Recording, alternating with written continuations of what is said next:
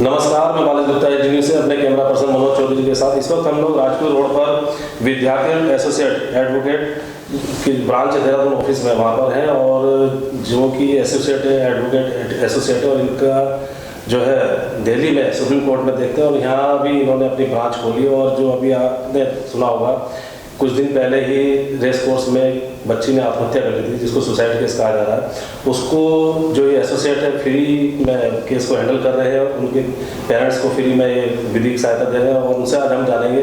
इन्होंने कई गंभीर आरोप लगाए हैं कि जो FIR दर्ज की गई है वो भी ठीक नहीं है और कई सारी चीज़ें हैं जो इस एसोसिएट के मेंबर्स हैं। मैं आपको पहले बताना चाहूँगा जो इसके मेंबर्स हैं, विवेक विद्यार्थी जी, अतुल विद्यार्थी जी, सर्वज्ञ विद्यार्थी जी और शिवांग खन्ना जी। इनके जो हेड हैं विवेक विद्यार्थी जी, उनसे हम जानेंगे इस केस के बारे में और इस एसोसिएट के बारे में पूरी जानकारी आपको बताएंगे। तो सर, सबसे पहले एसडी न्यूज़ में आपका बहुत बहुत स्वागत है। नमस्कार, आपका भी बहुत बहुत हार्दिक अभिनंदन है। सर, थोड़ा सा ये एसोसिएट के बारे में हमें बताइएगा जो आपकी एडवोकेट एसोसिएट है। हमारे एसोसिएट्स वैसे तो ऑल ओवर इंडिया में हैं और हम लोगों के विदेश में भी हैं, क्योंकि हम लोग सुप्रीम कोर्ट, हाई कोर्ट ये सब तो दिल्ली में करते ही हैं, लेकिन पूरे भारत भर में जिस भी न्यायालय में जो भी केस होता है उसके लिए हम लोगों की फर्म एसोसिएट्स हैं जी। और भारतवर्ष के कोने कोने में भी हम लोग प्रैक्टिस करते हैं और इंटरनेशनल आर्बिट्रेशन में भी हम लोगों का दखल है।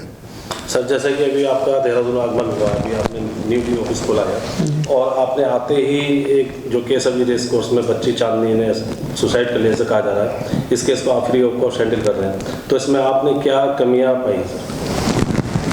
देखिए, ये सही है कि हम लोगों ने यहाँ पे अभी ब्रांच की स्थापना ही कर रहे हैं, लेकिन तब तक ये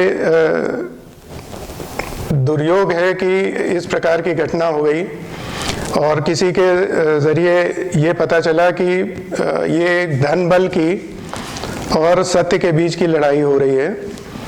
तो हम लोगों को ये लगा कि नहीं, हम लोगों को समाज के लिए भी कुछ उत्तरदायित्व है, तो हम लोगों ने सोचा कि इसको निःशुल्क रूप से जो पीड़ित पक्ष है उसकी हम लोगों को सहायता करनी चाहिए, क्योंकि उनका पूछने वाला कोई नहीं है जी। और जिस प्रकार से इस केस में अभी तक तफ्तीश हुई है, जो FIR हुई है और जो उसके पश्चात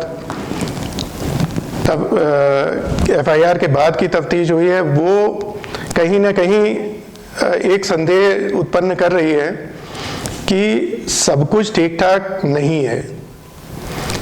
अब इसके पीछे क्या कारण है और पुलिस अपनी तफ्तीश में किस हद तक सत्य को अनावरित कर पाएगी, ये भविष्य में देखना है। लेकिन ये ज़रूर है कि हम लोग पूरे शक्ति से सत्य के साथ हैं और अभी पीछे कालांतर में परसों इनके 2 अभियुक्तों ने जमानत प्रार्थना पत्र लगाया था। एक राजा लूथरा जी ने लगाया था और एक उनके ड्राइवर या गार्ड राजीव जी ने लगाया था। तो ईश्वर की कृपा से और सारे तथ्यों को देखते हुए माननीय न्यायालय ने उनकी ज़मानत प्रार्थना पत्र खारिज कर दिया था। अब वो सेशंस में जाएंगे तो हम लोग वहाँ पे भी यथासंभव उसका विरोध करेंगे और यही ईश्वर से प्रार्थना करेंगे कि न्याय मिले पीड़ित पक्ष को। सर, आपको ऐसा क्यों लगता है कि पुलिस कुछ छिपा रही है, ऐसा आपको क्यों लगता है? देखिए, कुछ विसंगतियां तो बहुत स्पष्ट हैं। जो पुलिस का क्रियाकलाप है उसमें अब जैसे 11 साढ़े 11 बजे ये हम लोगों के पास प्रमाण है कि मृतका के परिजन घटना स्थल पर पहुंच गए थे और जी प्रातःकाल 11 साढ़े 11 बजे पहुंच गए थे, लेकिन FIR जो है वो रोक के रखी गई और शाम को 7:19 पे या 17 मिनट पे ही दर्ज हो पाई वो। इस बीच में पोस्टमार्टम हो गया, पंचनामा हो गया, सारी की सारी गतिविधि हो गई। तो एक प्रश्न स्वाभाविक रूप से मन में उठता है कि ऐसा क्यों? Why was the FIR kept in abeyance? क्या सारे के सारे तथ्य मिटाए जा रहे थे या क्या कारण था? और मैं फिर ईश्वर से और उसके द्वारा पुलिस को सद्बुद्धि दिए जाने की कामना करता हूं कि इसमें सत्य का विवेचन जरूर करें, क्योंकि जो पोस्टमार्टम रिपोर्ट है वो 3 डॉक्टरों के पैनल की है, लेकिन जो उनका निष्कर्ष है वो शायद जो आख्या है पोस्टमार्टम की उससे मेल नहीं खा रहा है, या उसका एक और भी इंटरप्रिटेशन संभव है।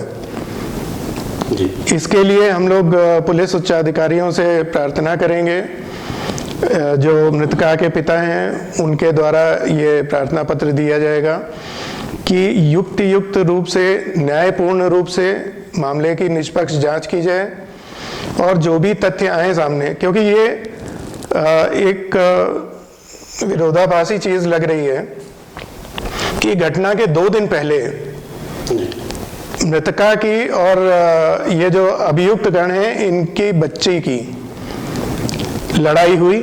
ये सर्वविदित तथ्य है और ये सबको ज्ञात है। उसमें इनकी बच्ची ने मृतका को मारा और मृतका ने भी बदले में एक झापड़ शायद इनकी बच्ची को दिया। उसके बाद मृतका जो है वो अपने घर चली गई। उसके 2 दिन बाद या 1 दिन बाद ये अपना अभियुक्त गण ने अपने सह अभियुक्त जो ड्राइवर महोदय हैं उनको मृतका के घर भेजा और वहां से वो उसकी इच्छा न होते हुए भी उसको लेके अभियुक्त गण के घर ले गए। ये 28 तारीख की घटना है और 29 तारीख को वो मृतका मृत पाई गई। ये माननीय उच्चतम न्यायालय का भी मानना है और इसकी विधिक व्यवस्थाएं हैं कि यदि किसी अभियुक्त के घर में कोई कांड कारित होता है तो उसको उसका स्पष्टीकरण देना पड़ेगा कि ये कैसे होता है, कैसे हो गया। लेकिन ऐसा कोई स्पष्टीकरण सामने नहीं आ रहा है अभियुक्त गण की तरफ से। सारा मामला ऐसा प्रतीत हो रहा है कि लीपा पोती की जा रही है। ऐसे तथ्य बताए जा रहे हैं जो लोगों के गले उतर जाएं, लेकिन जो सत्य नहीं है। तो इस केस में बहुत सारे पहलू हैं जिन पे उचित तफ्तीश होना आवश्यक है, विवेचना होना आवश्यक है। हम लोग पुलिस उच्चाधिकारियों से ये ज़रूर दरखास्त करेंगे कि वो लोग इसको मामले का संज्ञान लें और गंभीरता पूर्वक जो सत्य है उसको अनावरित करें। जी, जैसा कि आपका कहना है कि पोस्टमार्टम रिपोर्ट में और एफआईआर में काफ़ी विरोधाभास है, तो चलिए तो टेक्निकल चीज़ें आप ही जानते हैं, लेकिन आपने एक जिक्र किया था फोटो का भी। जी, उसके बारे में क्या कहना है? जो मृतका की फोटो मुझे प्राप्त हुई है तो उसके हिसाब से जो गले में चोट का निशान है वो जो मेडिको लीगल साहित्य है ये मैं दिखा रहा हूँ, ये है, आप दिखा दें। तो जो मेडिको लीगल साहित्य है उसके हिसाब से ये प्रबल संभावना है कि इसका गला तो घोटा गया है और फिर इसको लटका दिया गया है। संभवतः इसकी लटकने से मृत्यु नहीं हुई है। जी, ऐसा आपको लगता है? ऐसा मुझे लगता है और काफ़ी हद तक मुझे जो मेडिको लीगल लिटरेचर है वो सुपुष्ट करता है इस चीज़ को। जी, तो आगे आपकी क्या रणनीति रहेगी सर? रणनीति यही रहेगी कि पहले तो ईश्वर से प्रार्थना करेंगे कि सत्य की विजय हो, न्याय जो है वो हो, और दूसरा ये कि जो कुछ भी अपने कर्म में है, जो कुछ भी अपने कर्तव्य में है, जिस न्यायालय में, जिस पुलिस के आला अधिकारी के सामने जो भी हम लोगों को बात रखनी पड़ेगी जिससे कि युक्त रूप से विवेचना हो जाए, वो हम लोग करेंगे। बाकी ईश्वर की मर्जी। चलिए, हमारी शुभकामनाएं। पहला केस आप बहुत बहुत धन्यवाद। बाकी आपकी टीम के जो मेंबर हैं, सर्वज्ञ विद्यार्थी जी, आपने ये देहरादून में देखना है, तो अब आप इसको अपने जो एसोसिएट को है किस तरह से लेके चल गए हैं? देखिए, ये फर्म को लगभग 60 साल हो चुके हैं एंड मेरे जो बाबा जी थे वो भी इसी फील्ड के थे और मेरे पिताजी, मेरे बड़े भाई श्री सुविज्ञ विद्यार्थी, वो भी इसी से जुड़े हुए हैं।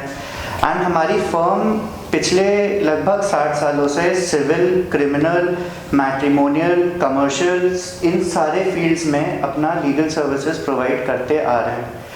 अब हम लोगों का यही एक थॉट प्रोसेस था इसके पीछे कि हम लोग अब देहरादून भी आएँ और लोगों की सहायता करें, क्योंकि जिनकी आवाज़ शायद सब तक नहीं पहुंच पाती, हम उनको न्याय दिलाने की पूरी कोशिश करते हैं। जी, इसी टीम में शिवांग खन्ना जी भी हैं, उनसे भी हम जानना चाहेंगे कि आप जो है आगे जो है अपने एसोसिएट को किस तरह से लेके चलेंगे। मेरा कहना ये है कि 2 साल पहले मेरी वकालत कंप्लीट हुई थी, तब मैं दिल्ली गया था और श्री विवेक विद्यार्थी जी के साथ जुड़ा था। तब से लेके अभी तक हमने ऐसे काफ़ी सारे मुकदमों में जो लोगों को न्याय नहीं मिला है उनकी सहायता की है, उनके साथ रहे हैं, and we strive for justice. This is the motto of our firm and we want to make sure that wherever anything illegal is happening, we'll stand with justice and with fortitude. Thank you. Thank you sir, समय देने के लिए। आपको भी बहुत बहुत धन्यवाद।